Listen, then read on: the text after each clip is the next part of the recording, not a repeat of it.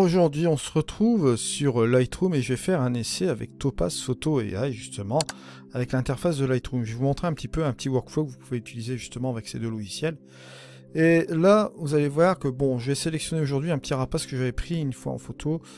J'avais pris au travers de ma fenêtre une fois et donc, par définition ici, j'ai fait ça assez rapidement pour essayer de le prendre. Et bon, j'ai capturé cette pose-là qui n'était pas trop mal.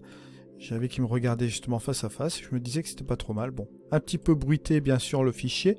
ISO 1250. Et vous voyez que bon, le fichier ici, au niveau du sujet, au niveau de là, il est assez, on va dire, comment dirais-je, il manque un petit peu de piqué quoi. De toute façon c'est relatif aussi à la lance. C'était une vieille lance à 300 mm.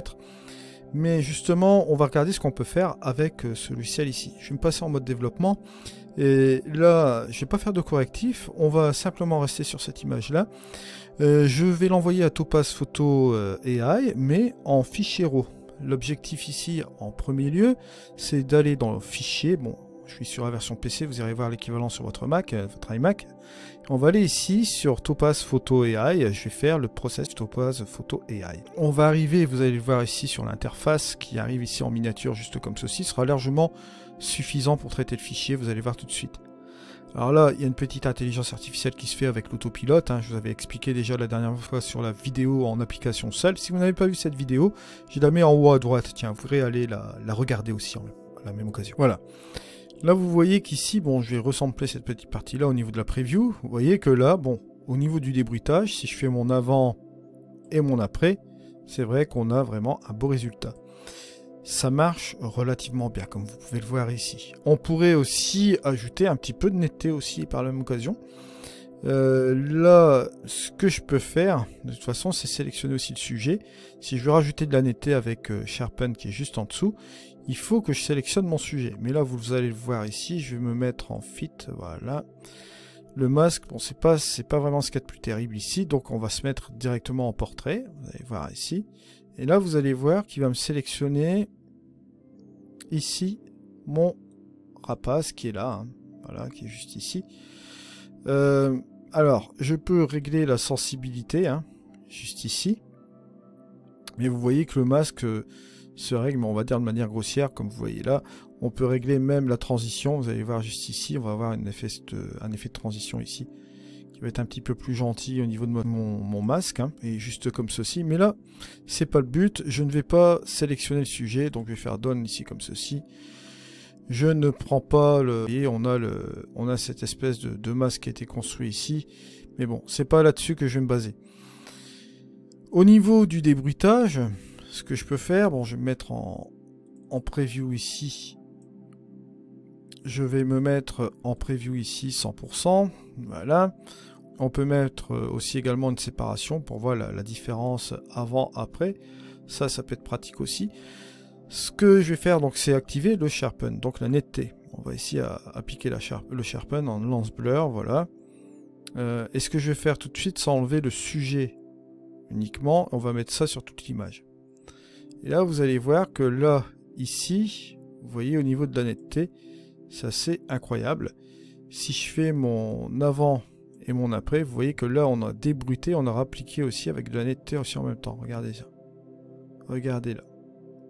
Vous voyez que c'est assez bien foutu. On pourrait même se mettre en comparaison comme ceci. Et voilà, il va me faire la préparation au niveau de cette preview. On a ce résultat là. Bon, je me dis que c'est pas mal. Et là, ce qui va se passer, bon, on pourrait très bien améliorer la résolution, mais c'est pas ce que je vais faire là tout de suite. Je vais procéder sur un autre truc juste après. Je vais sauvegarder et on va le ramener dans Lightroom classique. Et ce que vous allez remarquer ici, c'est qu'on le transmet ici en DNG, donc ce sera toujours un RAW. D'accord, on aura toujours les données du fichier RAW, bien sûr. Et vous allez voir qu'ici, on se retrouve avec là le DNG. Regardez, ici, j'ai le fichier original et là, j'ai le DNG, bien sûr. Alors, on va se mettre en photo de référence, vous allez voir tout de suite. Bon, là, j'ai le DNG, je vais faire passer l'original juste ici. On va faire un agrandissement sur l'original, vous allez voir, juste comme ceci, en référence. La photo active, je vais la prendre ici, à côté, voilà. Regardez ce qui se passe par rapport à l'original, bien sûr. Là, on a le fichier bruité. Et là, bien évidemment, regardez ici, on a le fichier qu'on a travaillé au niveau de la netteté et dont on a enlevé le bruit.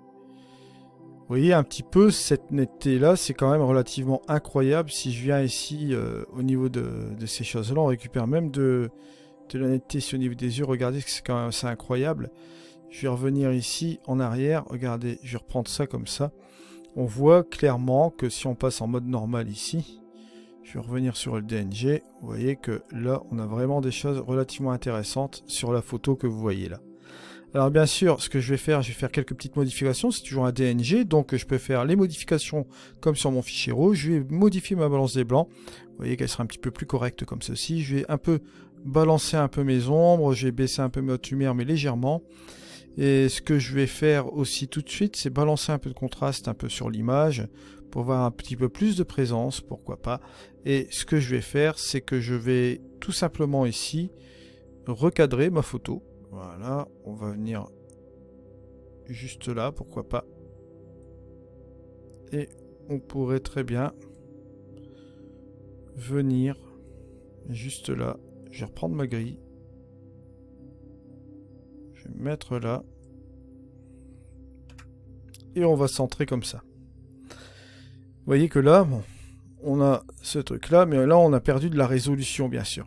Alors, deuxième étape, ce que je peux faire ici, alors je vais toujours aller dans le logiciel de chez Topaz, mais cette fois-ci, je vais y aller avec les modifications de Lightroom que je viens de faire là. Alors pour ce faire, là, ici, on va se rendre dans Topaz, Photo AI, juste ici, avec le menu Modifier dans. Là, cette fois-ci, je vais avoir une fenêtre qui va apparaître. Là, forcément, on va lui envoyer un TIFF. Cette fois-ci, ce ne sera pas un DNG, bien sûr. Donc, on va envoyer cela comme ça. Et on va cliquer tout simplement sur Modifier. Alors là, on revient sur cette partie-là. Voilà. Et on va retraiter ici notre sujet, mais tout simplement en améliorant, bien évidemment, l'agrandissement. On peut faire un upscale. Je vais le faire ici en 2 fois. Vous voyez, on rajoute du détail. Et on améliore aussi également la netteté de l'image encore en même temps. Par rapport à la résolution qui a été upscalée, qui a été agrandie juste ici. Là, je vous rappelle, on a en 2 fois. On a récupéré le truc initial, bien sûr. J'aurais pu très bien le faire en 4 fois. On peut jouer aussi sur la résolution. Bon, là, on voit qu'on est en low resolution. Alors, je vais regarder le low resolution. Et on va tout simplement ici... sauvegarder dans le Lightroom classique et retrouver un 2 fois. Vous voyez, on retrouve un truc ordinaire. Si on veut le faire en 4 fois, on peut le faire aussi également. On peut maximiser la chose ou changer manuellement les 2 ratios que vous voyez ici. Là, je vais sauvegarder et je vais le ramener dans Lightroom classique. Et voici donc mon TIFF que vous voyez là. Donc, vous voyez un petit peu ce qu'on a réussi à voir comme résultat, juste comme ceci. À partir de cette photo-là, je vous rappelle quand même, vous voyez, qualité de bruitage et tout ça, bon...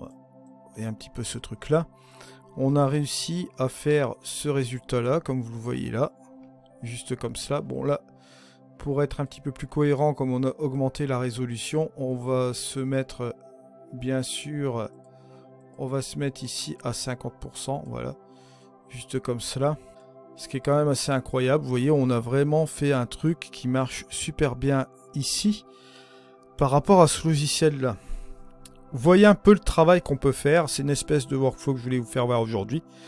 Je vous remercie de m'avoir suivi. On se retrouve dans une prochaine vidéo. C'était Eddy. Allez, ciao.